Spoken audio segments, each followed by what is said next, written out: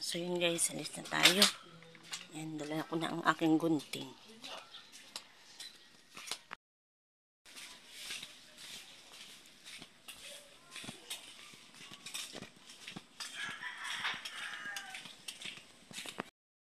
Manguha po tayo ng saluyot. Manguha doon. Ayan. Tingnan natin kung meron. Ito yung mga sibol lamang. So, dito tayo.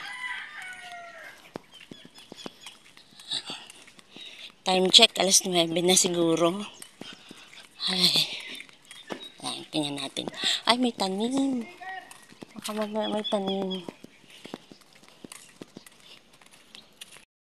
Ayan, medyo makapal ang damo. Ito mga sibol, baka mamaya meron. Ewan ko kung may ano dito. Ayan, may saluyot. Parang wala. Yes, putik. Ayan natin. Pero may kagat. So, hanap pa tayo. Ari, may nanguha na. Meron dito. Ayun o, may ampalaya. Yan. So, manguha tayo. Makukuhang saluyot. Ang meron po dito ay parang ampalaya po ang ating makukuha.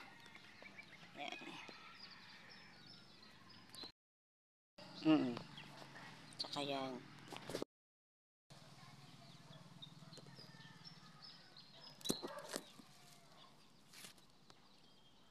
So, yan po. Yan. So, yan. Ang tataba.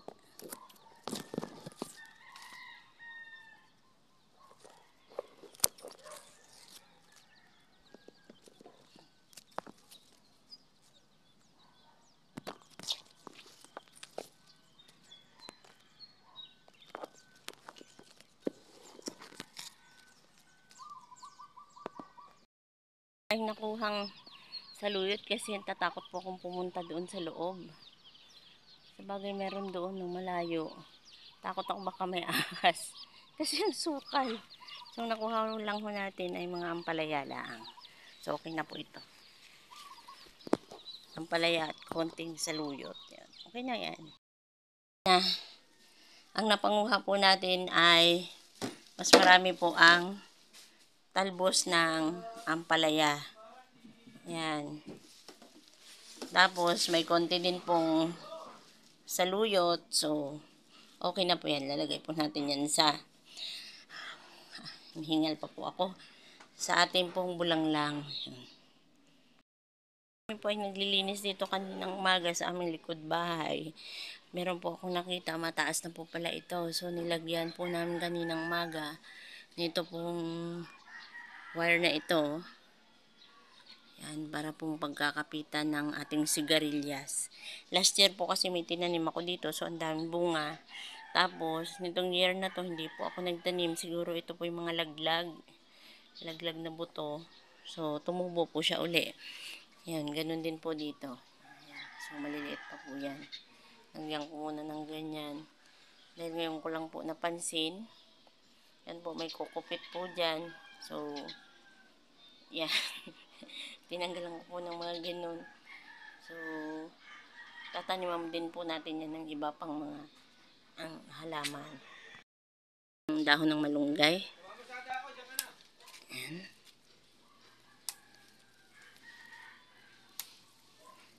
Pandagdag po dun sa ating bulanglang.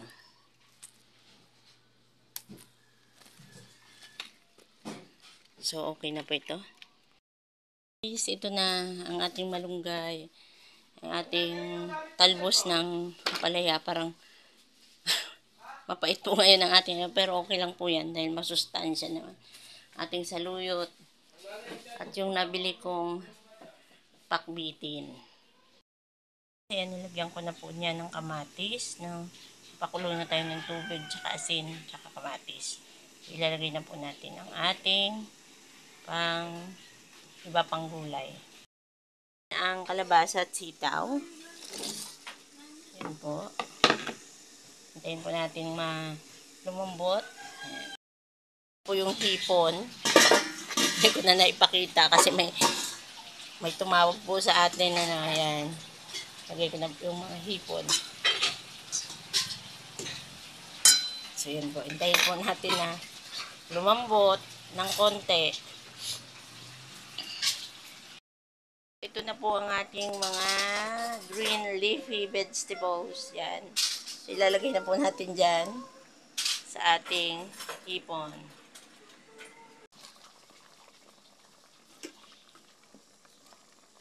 Bango. Amoy mo talaga yung bagong na saluyot, no? So yun, mas gusto kong piliin kasi na manguha kaysa bumili sa palengke kasi pagka inilagay mo yung fresh na gulay, yung amoy niya, maamoy mo talaga.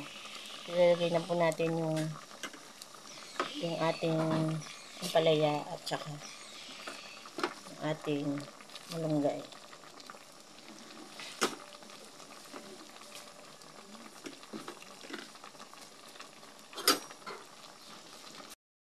At nilagyan ko po yan ng konting seasonings. Ito na po tatakpan para hindi po siya hindi naman po siya tatagal.